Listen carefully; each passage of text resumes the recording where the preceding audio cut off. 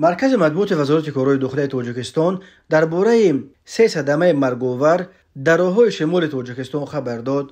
از جمله شام 8 ینور سال 2024 تخمینا ساعت 17:25 راننده ماشین تمغه لکسوس سیدوف ابوبکر سال تولدش 2003 ساکن شهر خوجند هنگام حرکت در شورای دوشنبه خوجند چنوق در موضع قنبل نویه شهرستان از دوره دوره واسطه نقلیات نبر آمده به سمت مقابل رو بر آمده در طرف چپ رو چپه شده است.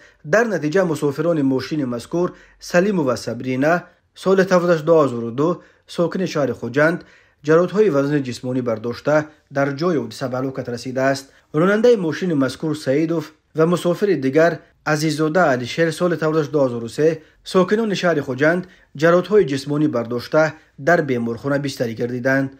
شب 8 ینور سال 2024 تخمینا ساعت 22:20 راننده ماشین تمغه BMW رستموف سفرعلی سال تولدش 2002 ساکن نویه سپیتامین هنگام حرکت از سمت شهر گلستان به سمت دیهه سلطان آباد نویه باباجان غفوروف در حدود دیهه سلطان آباد نویه باباجان غفوروف از دوره واسطه نقلیات نبر آمده به ماشین بارکش تحت دوره راننده سنگینوف نصرالله سال تولدش 1977 ساکن نویه مشجع برخورده است.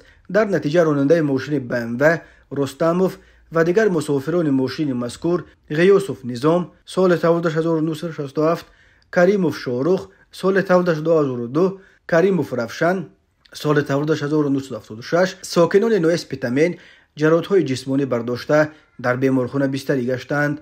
مسافر ماشین تمغه BMW اسماعیلوف پردابای سال تولدش 1970 ساکن نویه دیوشتیج جراحت وزن جسمانی برداشته در جای حادثه به هلاکت رسیده است. روز 19 ینور سال 2024 تخمینا ساعت 13:20 راننده ماشین تمغه اوپل زفیره تحت اداره اسماعیلوف کرامت الله سال تولدش 1974 ساکن شهر خوجند هنگام حرکت از سمت شهر خوجند به سمت شهر دوشنبه در حدود جماعت دیهات زده به سمت مقابل رو بر آمده از دوره واسطه نقلیات نبر آمده ماشینش را به کنار راه ماشینگرد به دریای ورزاب چپه نموده است.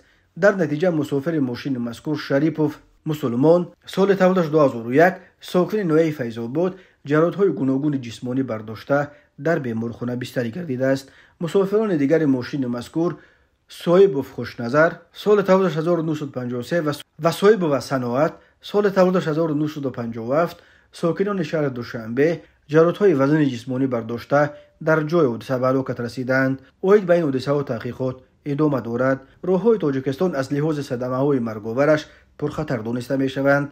هر سال بر اثر صدمه‌ها در راه‌های تاجیکستان تا 400 نفر به هلاکت رسیده بیش از 1200 تن دیگر معیوب می‌شوند.